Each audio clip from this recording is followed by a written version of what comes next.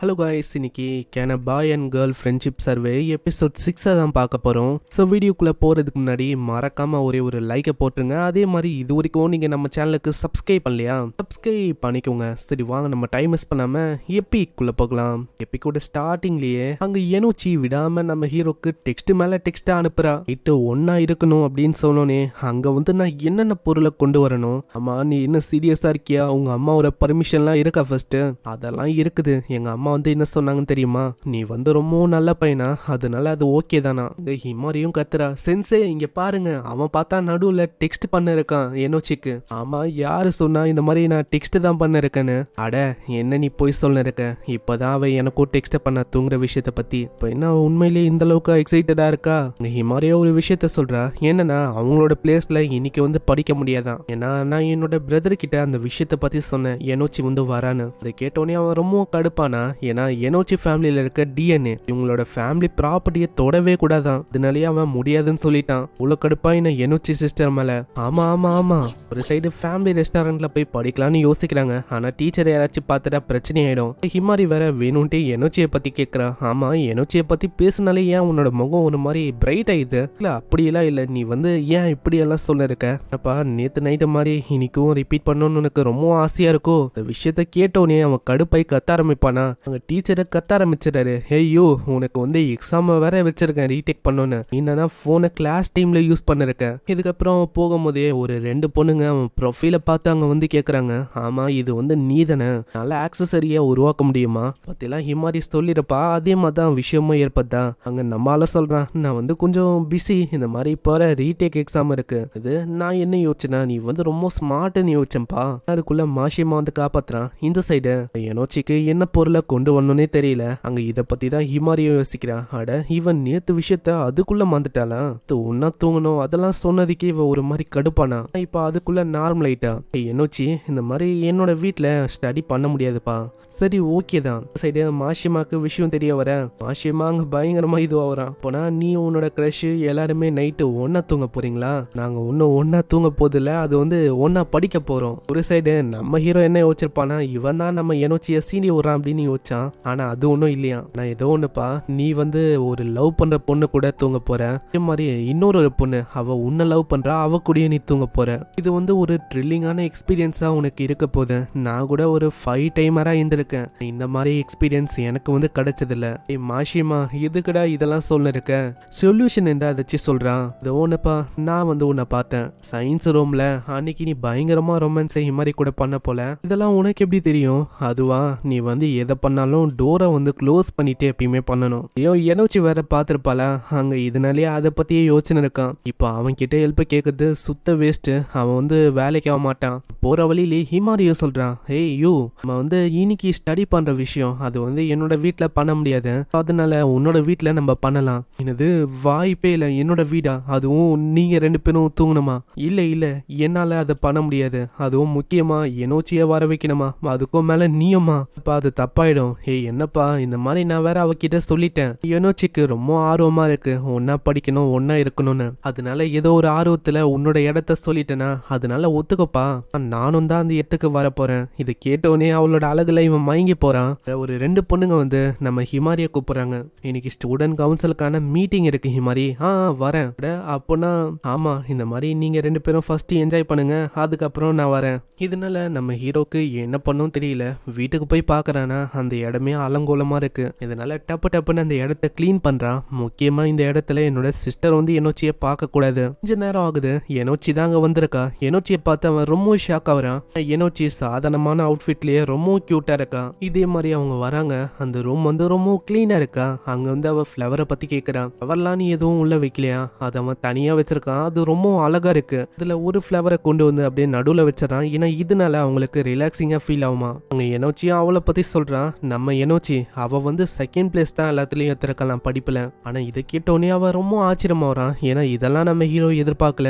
எனோச்சி வந்து இந்த அளவுக்கு ரொம்ப படிப்பாளியா இருப்பான்னு. ஆமா சரி, ஃபர்ஸ்ட் பிளேஸ் வந்து யார் எடுத்தா? அப்புறம் தான் தெரியுது அந்த மாஷிமா அவன் தான் எடுத்திருக்கான். இதுக்கப்புறம் அவங்க படிக்க ஆரம்பிக்கிறாங்க. ஆனா நம்ம ஹீரோட கண்ணு வேற எங்கேயோ போகுதா, அதனால ஜூஸை கொண்டு வரேன் அப்படின்னு சொல்லி ஓடி போயிடறான். ஐயோ இந்த ஹிமாரி எப்பதான் வருவா, இல்லைன்னா அவ்வளவுதான் ஒரு மாதிரி பைத்தியம் ஆயிடும் போலியே. கீழியும் ஒரு மாதிரி அதே விஷயத்தையே யோசிச்சுட்டு இருக்கான். ஹிமாரி வர வரைக்கும் நான் வந்து கூலா இருக்கணும். அங்க ஜூஸ் அவன் கொண்டு வரானா, அங்க அவ பார்த்தா பெட்டை ஒரு மாதிரி மோந்து மோந்து பார்த்துன்னு இருக்கா. ஹீரோ வந்தோடனே அப்படியே அவ உட்காந்துக்கிறா. என்னோச்சி என்ன ஆச்சு? அது வந்து உன்னோட பெட்ல செரி சேஜோட ஸ்மெல் வந்துதா? என்னால கட்டுப்படுத்த முடியல, அதான் நான் மோந்து பார்த்தேன். ஆமா, இப்ப நான் கொண்டு வந்த டீயும் அதே தான். பெட்ல இருந்து ஏன் அப்படி வரும்னா லைட்டா அவன் டீயை கொட்டிருப்பான், அதனால தான் அப்படி வந்தான். அவ குடிச்சிட்டு மோந்து பாக்குறா, அதே மாதிரிதான் ஸ்மெல் அடிக்குது. அவ அது மேலேயே பத்துக்கிறா. ஹீரோவும் பழைய விஷயத்தெல்லாம் யோசிச்சு பாக்குறான். இந்த எனோச்சி இருக்கால, நம்ம ஹிமாரி அங்க சண்டை போட்டால, அதுக்கு முன்னாடி இவ கன்ஃபர்ஸ் பண்ணிருப்பா. ஆனா ஹிமாரி ஒண்டி அவளோட லவ் சொல்லனா நான் வந்து என்ன பண்ணிருப்பேன் அந்த டைம்ல இப்படின்னு இவன் பழைய விஷயத்தெல்லாம் யோசிக்கிறான். அங்க கொஸ்டின்லாம் சால்வ் பண்றானா, அதுக்குள்ள எனோச்சி தூங்கிடுறா. அங்க நம்ம ஹீரோவும் எழுப்புறதுக்கு போறானா, ஆனா அந்த இடத்துல நம்ம ஹீரோ மாட்டிக்கிறான். நட்சுமையால எதுவுமே பண்ண முடியல. ஏதோ ராம்காங் மாங்கால மாட்டிக்கினா எப்படி இருக்கும் அந்த மாதிரி அவனுக்கு ஃபீல் ஆகுது. அதுக்குள்ள ஹிமாரியும் நம்ம நட்சுமையோட சிஸ்டர் சாக்குரா அவங்க வர சிஸ்டர் காரி ரொம்ப கடுப்பாவரா. ஆமா, ஹிமாரி இருக்கும் போது இப்படி எல்லாம் பண்ணிருக்கியா நீ? அப்புறம் தான் அவன் புரிய வைக்கிறான். இல்ல நான் வந்து படுத்துன்னு இருந்தேன். இவ தூக்கத்துல எது பண்றா என் கூட. இப்ப கூட நான் விட சொல்றேன், இருந்தாலும் அவ அவ்வளவு ஸ்ட்ராங்கா இருக்கா. இதுக்கப்புறம் தான் விஷயம் அமைதியாகுது. அங்க எனோச்சிக்கு ஒரே வெக்கமா இருக்கு. என்ன மன்னிச்சிருங்க, நான் தூக்கத்துல அப்படியா பண்ண, நான் வந்து தெரியாதனமா அப்படி பண்ணிட்டேன். பத்தி யோசிச்சாலே ஒரு மாதிரி இருக்கு எனக்கு. ஹேய், நீ வந்து குரோஹாவோட சிஸ்டரா? குரோஹான்னு சொல்லும் போது தான் நம்ம ஹீரோக்கும் புரியுது. அப்போனா உங்களுக்கு எனோச்சியோட சிஸ்டரை தெரியுமா?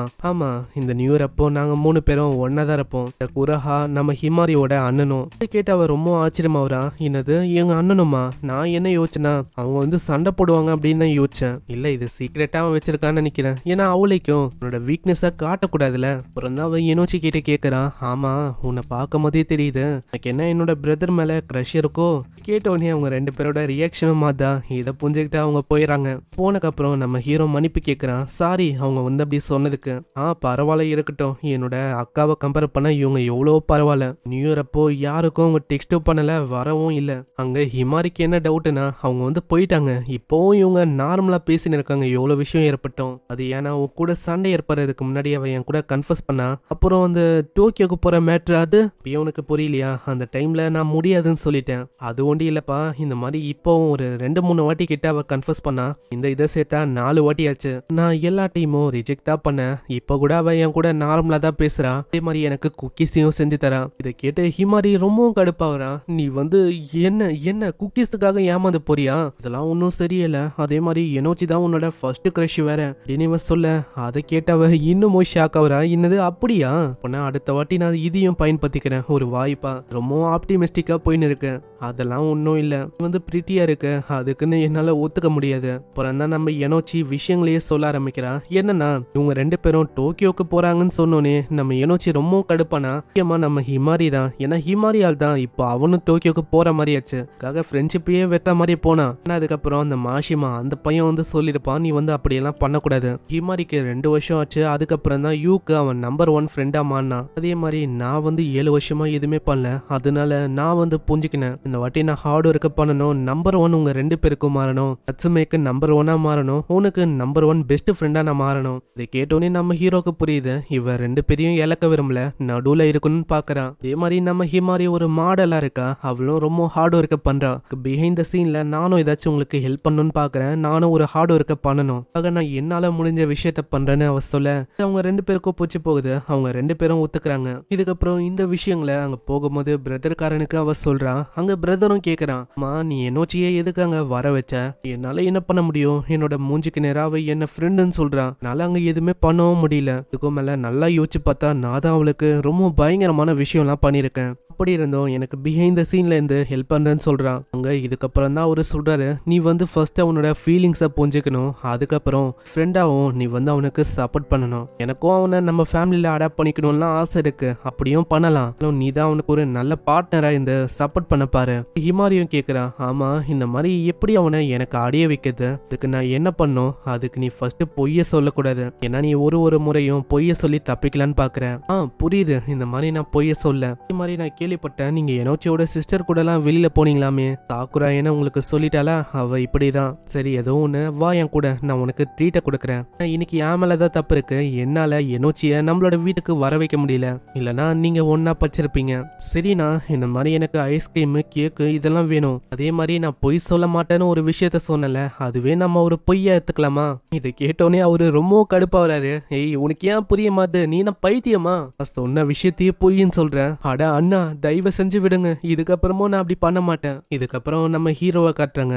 நம்ம ஹீரோ எல்லாத்துலயும் பர்ஃபெக்டான ஸ்கோர் எடுத்திருப்பான். 50 70 எல்லாத்துலயும் 100 மார்க்கு. இப்படியும் நான் ஸ்கூலை விட்டு அந்த நிக்கிற விஷயம் அதை நான் ஸ்டாப் பண்ணிட்டேன். இங்கே இந்த எபிசோட முடியுது. மறக்காம கீழே ஒரே ஒரு லைக்கை போட்டுருங்க. அதே மாதிரி இது வரைக்கும் நம்ம சேனலுக்கு சப்ஸ்கிரைப் பண்ணலையா?